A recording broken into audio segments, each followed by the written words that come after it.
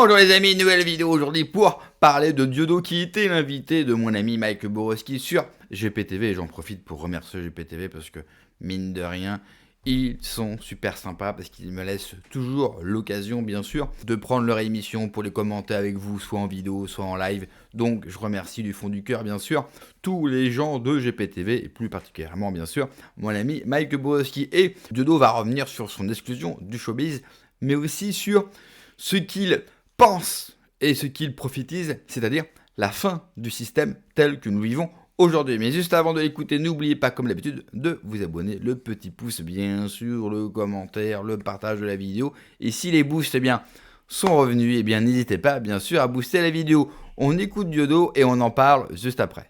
Unique en son genre, mais qui ressemble un peu, je crois, au travail que vous faites, c'est-à-dire que c'est l'art, en tout cas nous c'est artistique, c'est l'art de la subversion, mais l'information peut aussi être subversive. Donc je vous salue bien bas. Le bal des quenelles, ça fait 17 ans que ça existe. Le premier quenelleur, celui à avoir reçu le prix de l'infréquentabilité, et je pense qu'il reste l'un des mecs les plus infréquentables de France, c'est Robert Corisson, évidemment. Ensuite, Jean-Marie Le Pen l'a eu, Mahmoud Ahmadinejad, Chavez, Poutine. En fait, tous ceux qui, à un moment ou à un autre, et puis plein d'artistes, hein, se sont vus lynchés par ces médias effectivement subventionnés, qui ne sont qu'un instrument de propagande, un instrument de guerre. Donc voilà. Donc voilà ce que c'est que le bal des quenelles. C'est un endroit où les gens ont été montrés du doigt comme des infréquentables, et ils se regroupent et ils sont bien. Vous Voilà, on savez, se sent bien. cher Dieudonné, à la base, je me suis dit, bon, je ne savais pas si je pouvais venir parce que j'étais à Courtoisie tout le samedi matin, mais j'ai dit non, il faut que je vienne, voilà, il faut que je vienne et je serai présent. On a loué une bagnole, on va venir parce que je veux. J'espère le gagner parce que je veux être un infréquentable et je veux que ma quenelle se trône ici Bien sûr, dans ces studios. bien Je vous le dis sûr. très sincèrement, donc je serai présent. Voilà. Ah tiens, on a un petit don de Alors, Mathieu. j'ai quelques Allez-y. indiscrétions qui me font dire que vous êtes effectivement très bien placé Ah, dans bah c'est votre bien ça. catégorie pour Ah, bah c'est génial. recevoir ce prix. Mais je ne peux pas en dire plus. Il y a une D'accord. académie des quenelles qui doit trancher. Bon, bah très bien. Alors, Mathieu nous fait un don de 11,99. Que pense Dieudonné de Civitas et d'Alain Scada? Il faudrait lui recommander la lecture de notre revue Caritas sur le satanisme. Voilà. Donc, c'est Ah une bah, question de toute façon, d'auditeur. nous avons un lien de toute façon très fort, c'est celui de Jésus, puisque moi, c'est, on va dire, la colonne vertébrale de mon inspiration. Et plus que jamais, je pense qu'il est indispensable aujourd'hui, eh bien, de s'inspirer de cette parole moi, je pense qu'il est vivant et qu'il est indispensable aujourd'hui à la survie de notre espèce. Et je crois que le contexte général nous le démontre. Donc, l'amour, le pardon, et puis cette vie éternelle qu'il nous promet en suivant ce chemin qui aujourd'hui semble impossible, mais qui me paraît, moi, inévitable. Le pardon a été pour moi un moyen habile pour pouvoir surmonter toute cette folie qui m'a été imposée par un système. Alors, sataniste, je ne sais pas, je vais même pas le qualifier, mais c'est un système perdu, un système qui a perdu, mais qui continue à faire beaucoup de mal. Et il faut se le dire, je pense que le Christ est parmi nous, surtout à une époque Oui, où vit l'antéchrist. Moi, je pense qu'on est à cette époque-là. oui. Je ne sais pas ce que vous en pensez. Vous savez, on arrive tous par Jésus à ce constat. Et moi, je viens, mon Ancien Testament, il est en Afrique centrale, où la parole, où l'inspiration du Christ est très, très, très présente. Et je peux vous dire qu'il nous rassemble. Et je crois qu'il est celui qui incarne ce que l'homme doit devenir. Et je crois qu'il est vivant en nous, en chacun d'entre nous. Il suffit de l'écouter, de le prier, et puis lui demander de s'exprimer à travers nous. Et il le fait. Et donc moi, en tout cas, il m'a permis, avec un bracelet électronique, des chaînes aux pieds, il a permis même je pense aux Antillais, aux Kanaks, à tous ceux qui ont subi ce diable fou de la folie humaine. Moi, je veux pas encore une fois, je pense qu'ils sont en train de connaître un temps difficile. L'Empire n'a jamais été aussi flamboyant qu'à la veille de son chaos, qui est imminent, qui a commencé, qui a débuté. Eh bien voilà, nous en sommes spectateurs. Il faut que rester dans ce chemin, boucher ses oreilles, ne pas écouter le LCI, BFM, et puis le temps du Christ arrive parce qu'il revient. Il revient parce il est la vie. Est-ce que le Christ, justement, c'est ce sur quoi il faut se raccrocher par rapport au temps actuel où on impose l'inversion des valeurs et où on impose le mal? Moi, je veux dire, il répond à toutes mes questions. C'est-à-dire que pardonnez-leur, mon père, ils ne savent pas ce qu'ils font. Ce message, je le comprends et j'ai eu cette séquence moi du pardon avec ceux-là même qui me lynchaient et ça m'a libéré vraiment d'un poids vraiment un poids très très lourd. Rester dans la confrontation avec cette folie, avec ce, je pense que c'est une erreur. Et quand on écoute le Christ, en fait, c'est savoir pardonner et savoir demander pardon. Et donc, bah, je l'ai retrouvé, mon Christ, par ce chemin du pardon. Voilà. Enfin, il a toujours été là dans ma vie, mais là, il est d'autant plus fort que je me suis dépouillé de tout ce que j'avais on va dire, en demandant pardon. Ça m'a été reproché d'ailleurs. On m'a dit, mais pourquoi tu demandes pardon à ceux qui te lynchent? Eh ben, euh, eh ben, j'ai écouté la voix de notre Seigneur Jésus-Christ.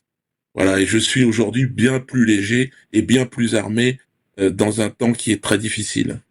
Alors, cher Dieudonné, moi je me rappelle, vous passiez dans les grands médias à 20h30, dans des émissions qui faisaient 10 et 15 millions de téléspectateurs, parfois même dans deux émissions en même temps sur TF1 et Antenne 2. Vous avez fait les plus grands films, par exemple, on vous revoit encore dans Astérix, un film qui a fait 15 millions d'entrées. Et vous auriez pu faire comme toutes ces vedettes actuelles qui se cachent à chaque fois, qui a une prise de position. Pourquoi ne l'avez-vous pas fait? Pourquoi vous vous êtes mis en danger comme cela? Alors, je pense que un artiste, c'est Claude Nougaro, qui était un ami et surtout un maître pour moi, un maître des mots, me disait, nous sommes des gangsters de la beauté. Et je crois qu'il faut chercher la beauté partout. Alors, c'est aussi chercher la vérité. Bon, moi, je pense que l'ultime beauté, vous l'avez compris, l'ultime inspiration, c'est le Christ. On ne peut pas faire plus beau, on ne peut pas faire plus généreux, on ne peut pas faire plus inspirant. Mais en tout cas, dans cette vie terrestre, eh bien, j'avais cette passion, et je l'ai toujours. Ça fait 40 ans que je fais rire les gens, je me retourne, j'ai l'impression que c'était hier encore. Et c'est un métier extraordinaire que de faire rire les autres. Ça a été un chemin. Alors j'ai commencé avec Eli, mon copain Eli, et puis on avait le rêve effectivement de jouer devant beaucoup de gens, et c'est ce qui nous est arrivé. Bon, moi, je n'ai jamais été vraiment. J'ai toujours une grande distance avec ce milieu du showbiz. Ellie était beaucoup plus à l'aise, un peu comme un poisson dans l'eau d'ailleurs. Et, euh, et donc j'ai essayé, bah, au travers du rire, bah, d'exprimer mon inspiration à moi. Et donc ça a commencé. D'ailleurs, on a commencé très vite. On avait un sketch avec Ellie où on riait justement Cohen et Bokassa. Moi, ce qui m'a toujours impressionné, c'est la compétition victimaire et la hiérarchisation des souffrances. Je comprenais pas qu'on apprenait à un petit descendant d'esclaves eh ben, que la souffrance, il y avait une souffrance qui était au-delà de toutes les souffrances, et je trouvais que c'était obscène. Et donc j'ai commencé à faire des sketchs là-dessus pour dénoncer cette compétition, cette hiérarchisation des souffrances. Et c'est à partir de là bah, que bon, ça a commencé et que on m'a fait comprendre que la souffrance était un instrument en réalité de pouvoir et que et il y avait une unicité parce que il y avait un contrôle total dans la culture et dans l'histoire.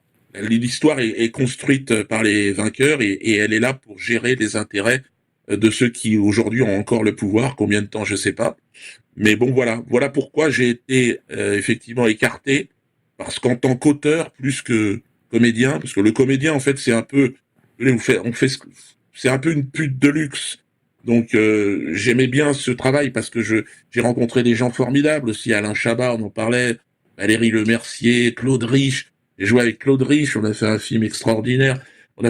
J'ai plein de souvenirs magnifiques dans ce milieu-là, mais mais bon, voilà, je n'ai pas de problème avec les putes, moi. Je veux dire, à partir du moment où elles me regardent, elles me disent, ah, putain, je n'ai pas ton courage, Diodo, tu sais, j'aurais aimé, c'est toi, t'as raison. Je fais, ah ouais, vas-y, fais ce que t'as à faire. Maintenant, moi, je pense que c'est beaucoup de courage que de vivre. La plupart du temps, d'ailleurs, ils finissent mal. Hein, ils se droguent, ils tombent dans l'alcool, parce ils sont déracinés, ces gens. Ils ont perdu le sens. Ils sont obligés d'obéir à des gens qui sont particulièrement mauvais, particulièrement médiocres.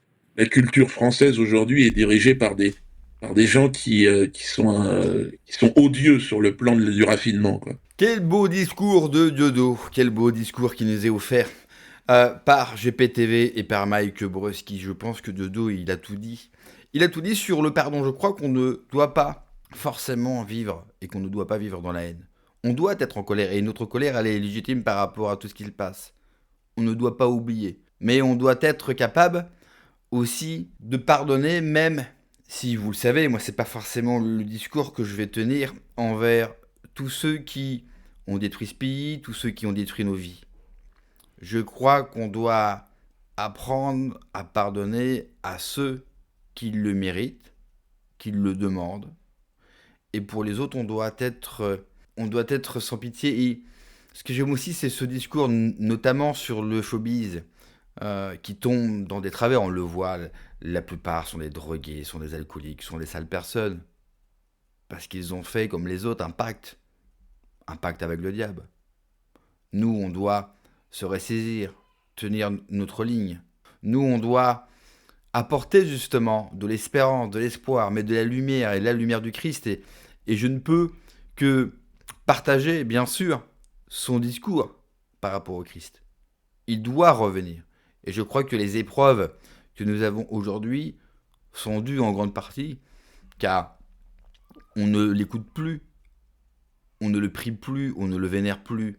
On s'est détaché de toute chose. Quand il dit que certains sont déracinés, mais je crois que c'est ce pays entier, c'est ce peuple dans son entièreté, d'un point de vue collectif. Alors bien sûr, quand je dis d'un point de vue collectif, certains vont me dire, ben moi non, évidemment. Mais il faut toujours faire une généralité. Je crois que la France s'est coupée de ses racines. Et quand vous coupez les racines d'un arbre, vous savez très très bien ce qu'il se passe. Et je crois que si nous ne sommes pas capables de revenir, alors pour ça, il va falloir un effort considérable. C'est-à-dire que le modèle de vie que nous avons aujourd'hui, qui est largement emprunté au modèle protestant américain, c'est normal, ils nous ont totalement envahis. Certains parlent du grand remplacement. Très bien. Mais le premier grand remplacement que nous subissons, c'est la colonisation américaine. Car, et je le dis, et je sais que ces propos vont peut-être choquer, mais vous enlevez par exemple de France tous les mokhtars, par magie, tous les Africains, toutes les migrations. Vraiment, il n'y en a plus aucune sur notre sol. Eh bien, vous savez quoi, ce pays continuera à être malade. Car ce pays est avant tout grand remplacé par une culture et une vision de la vie qui n'est pas la nôtre, et il faut absolument nous re-enraciner en ce que nous avons été, car on a oublié que ce que nous avons été et que notre identité passée a fait tout simplement la gloire de notre pays. Merci d'avoir regardé la vidéo les amis, n'oubliez pas de s'abonner, le pouce, le partage, le commentaire. Prenez soin de vous, que Dieu vous protège, allez ciao.